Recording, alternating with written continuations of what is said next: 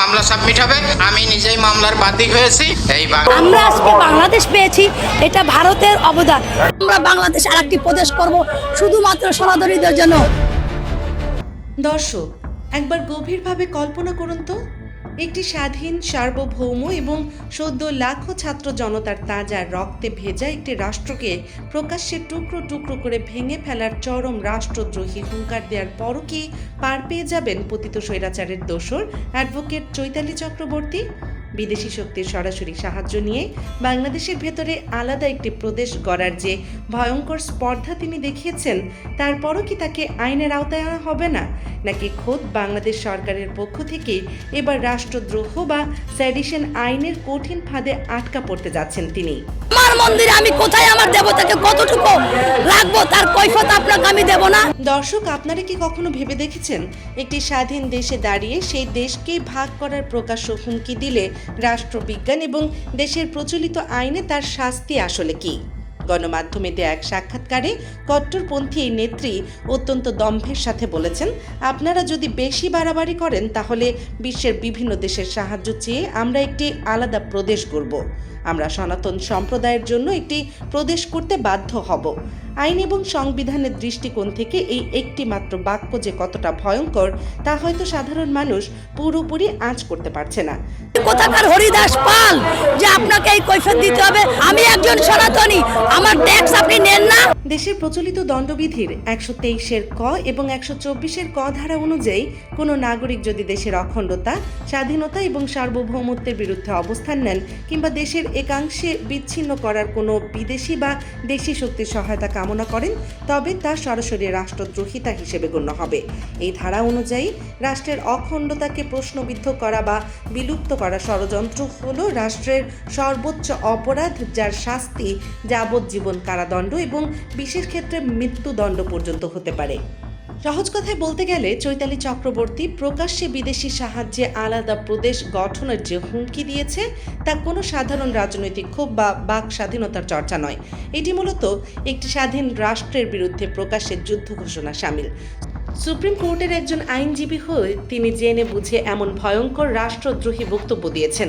এর অর্থ হলো এই আস্ফালনের পেছনে অত্যন্ত শক্তিশালী কোনো দেশি বা বিদেশি চক্রের ইন্ধন রয়েছে, যারা গত জুলাই আগস্টে নিজেদের বুকের তাজা রক্ত দিয়ে এই দেশটিকে নতুন করে স্বাধীনতা নিয়েছে। সেই তরুণ প্রজন্মের কাছে এই ধরনের হুমকি এক চরম উপহাস। একবার শুধু ভেবে দেখুন দর্শক, ভারতের পশ্চিমবঙ্গে বসে কোনো মুসলিম নেতা যদি প্রকাশ্যে বলতেন যে তারা বিদেশি সাহায্যে কলকাতাকে আলাদা রাষ্ট্রে পরিণত করবে, তবে এতক্ষণে ভারতের গোয়েন্দা সংস্থাগুলো তাকে গ্রেফতার করে রিমান্ডের চরম সীমায় নিয়ে যেত। সাধারণ মানুষের মনে এখন এই একটি প্রশ্নই সবচেয়ে বেশি ঘুরপাক খাচ্ছে, এত বড় রাষ্ট্রদ্রোহী কথা বলার পরও বাংলাদেশের প্রশাসন কেন নীরব? আমাদের এই বাংলাদেশকে আরেকটি বিভক্ত করতে চাই। 24 ঘন্টার বেশি সময় পার হয়ে যাওয়ার পরও কেন তাকে গ্রেফতার করা হলো না? রাজনৈতিক ও আন্তর্জাতিক বিশ্লেষকরা মনে করছেন, বর্তমান সরকার হয়তো এই পুরো চক্রটির শেকড় কতদূর পর্যন্ত বিস্তৃত তা অত্যন্ত গভীরভাবে পর্যবেক্ষণ করছে। একটি চক্রকে সমূলে উৎপাটন করার জন্য তাকে অনেক সময় গোয়েন্দা সংস্থাগুলো একটু ছাড় দিয়ে মূল ইন্ধনদাতাদের চিহ্নিত করার চেষ্টা করে। তাছাড়া এখনই তাকে গ্রেফতার করলে ভারতীয় মিডিয়াগুলো হয়তো তাকে সংখ্যালঘু নির্যাতনের শিকার সাজিয়ে আন্তর্জাতিক বিশ্বে মায়া কান্না শুরু করবে। সরকার মূলত তাদের এই ফাঁদে পা দিতে চাইছে না। সরকার হয়তো ধৈর্যের পরিচয় দিচ্ছে, যাতে রাষ্ট্রের অখণ্ডতা নিয়ে ছিনিমিনি খেলার সুযোগ কাউকেই দেয়া হবে না। তার এই ঔদ্ধত্য যদি সামান্যতম বৃদ্ধি পায়, তবে তাকে রাষ্ট্রদ্রোহের সুস্পষ্ট মামলায় গ্রেফতার করে রিমান্ডে নেওয়াটা এক প্রকার নিশ্চিত। দর্শক, এই হুমকির পেছনের আসল মাস্টার প্ল্যানটি বুঝতে হলে আমাদের একটু বৃহত্তর ভূ রাজনীতির দিকে তাকাতে হবে। 5 আগস্টের পর নতুন বাংলাদেশে এখন আর ভারত ও পতিত স্বৈরাচারের সেই পুরনো দাসত্বের বলয়ে আটকে নেই। বর্তমান সরকার অত্যন্ত স্বাধীন এবং দেশপ্রেমিক একটি পররাষ্ট্রনীতি নিয়ে এগোচ্ছে। ভারতকে পাশ কাটিয়ে চীন, যুক্তরাষ্ট্র এবং পাকিস্তানের সাথে নতুন সামরিক ও অর্থনৈতিক সমীকরণ তৈরি করা হচ্ছে। বাংলাদেশ যখন ভারতের প্রভাব বলয় থেকে বেরিয়ে নিজেদের পায়ে শক্ত হয়ে দাঁড়াচ্ছে, ঠিক তখনই দিল্লির নীতি নির্ধারকদের রাতের ঘুম হারাম হয়ে গেছে।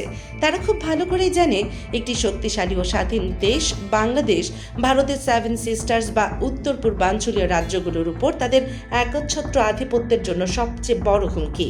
ঠিক এই কারণেই ভারতের মদতপুষ্ট এই দেশীয় এজেন্টরা এখন আক্ষরিক অর্থে মরিয়া হয়ে উঠেছে। তারা চাইছে হিন্দু ধর্মাবলম্বীদের একটি উগ্র অংশকে উস্কে দিয়ে দেশে দাঙ্গা বাঁধাতে এবং আন্তর্জাতিক বিশ্বকে দেখাতে যে বাংলাদেশ সংখ্যালঘুরা নিরাপদ নয়। ভারত চাইছে জাতিসংঘ বা আন্তর্জাতিক মানবাধিকার সংস্থাগুলোর দৃষ্টি আকর্ষণ করে যে কোনো উপায়ে নতুন বাংলাদেশকে অস্থিতিশীল করতে। আর চৈতালি চক্রবর্তীর মতো পতিত স্বৈরাচারের দোষরা হলেন সেই ভারতীয় এজেন্ডা বাস্তবায়নেরই ছকে সাজানো নিখুঁত এক ঘুঁটি। দর্শক, এখানেই লুকিয়েছে গল্পের মূল টুইস্ট। চৈতালির এই রাষ্ট্রদ্রোহী হুমকিকে বিচ্ছিন্ন কোনো ঘটনা হিসেবে দেখার বিন্দুমাত্র সুযোগ নেই।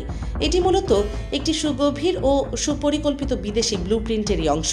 এই ব্লুপ্রিন্টের রাজনৈতিক মুখপাত্র হিসেবে রাজপথে কাজ করছেন চৈতালি, আর মাঠ পর্যায়ে বা গ্রাউন্ড জিরোতে কাজ করছে হরিদাস চন্দ্রের মতো চরম ধূর্ত ডাবল এজেন্টরা।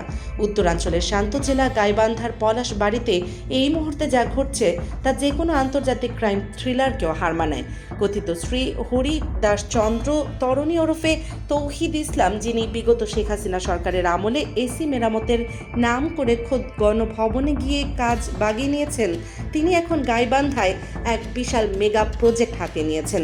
17 থেকে 22 কোটি টাকা ব্যয়ে সেখানে নির্মাণ করা হচ্ছে 81 ফুটের বিশাল এক রাম মূর্তি এবং 144টি সহায়ক বিগ্রহ। ওপেন সোর্স ইন্টেলিজেন্স বা নিরাপত্তা বিশ্লেষকের মনে এখন সবচেয়ে বড় প্রশ্ন, একজন সাধারণ এসি মেকানিকের কাছে এত কোটি কোটি টাকা কোথা থেকে এলো? সীমান্ত ঘেঁষা একটি অঞ্চলে এত বিপুল পরিমাণ অর্থ কি হুন্ডি বা কোনো ব্ল্যাক মানি নেটওয়ার্কের মাধ্যমে ওপার থেকে এসেছে?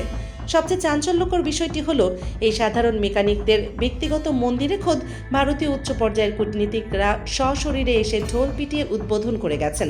ইতিহাসের ছবি দেখা গেছে ভারতের কট্টরপন্থী নেতা শুভেন্দু অধিকারীর সাথেও, অর্থাৎ ভারতের রয়ের সুনির্দিষ্ট ছকে তৈরি এই হরিদাস চন্দ্ররা দেশের ভেতরে কোটি কোটি টাকার মেগা প্রজেক্টের আড়ালে যে ভূ রাজনৈতিক আধিপত্যের জাল বিছিয়েছেন, সেই জালেরই রাজনৈতিক মুখপাত্র হলেন এই চৈতালি চক্রবর্তী। হরিদাসরা কাজ করছেন পর্দার আড়ালে, অর্থ ও লজিস্টিক সাপোর্ট দিয়ে ভিত্তি মজবুত করছেন, আর চৈতালির মতো কট্টরপন্থীরা রাজপথে দাঁড়িয়ে বাংলাদেশ ভাঙার হুমকি দিয়ে সেই এজেন্ডাকেই বৈধতা দেওয়ার চেষ্টা করছেন, যাতে সাধারণ ধর্মপ্রাণ হিন্দুদের ইমোশনকে ব্যবহার করে দেশে একটি গৃহযুদ্ধের পরিস্থিতি তৈরি করা যায়। দর্শক, বাংলাদেশের চারপাশে যা ঘটছে তা থেকে একটি বিষয় অত্যন্ত স্পষ্ট, বাংলাদেশ কোনো ফেলনা রাষ্ট্র নয়। লাখো শহীদের আত্মত্যাগের বিনিময়ে অর্জিত এই স্বাধীন ভূখণ্ডকে ভেঙে আলাদা প্রদেশ বানানোর স্বপ্ন যারা দেখছেন, তারা মূলত বোকা স্বর্গে বাস করছেন। চৈতালির মতো ব্যক্তিরা সনাতনীদের অধিকার আদায়ের নাম করে মূলত এদেশের সাধারণ শান্তিপ্রিয় হিন্দু সম্প্রদায়কেই চরম বিপদের মুখে ঠেলে দিচ্ছেন। প্রিয় দর্শক, পুরো এই ভূ রাজনৈতিক সমীকরণটিকে আপনি কিভাবে দেখছেন? প্রকাশ্য গণমাধ্যমে বাংলাদেশকে ভাগের হুমকি দেওয়া চৈতালি চক্রবর্তীকে কি অবিলম্বে রাষ্ট্রদ্রোহ মামলায় গ্রেফতার করা উচিত বলে আপনি মনে করেন? বাংলাদেশ সরকার কেন এখনও চুপ করে বসে আছে? আপনার অত্যন্ত সুচিন্তিত মতামত আমাদের কমেন্ট বক্সে বিস্তারিত জানিয়ে দিন।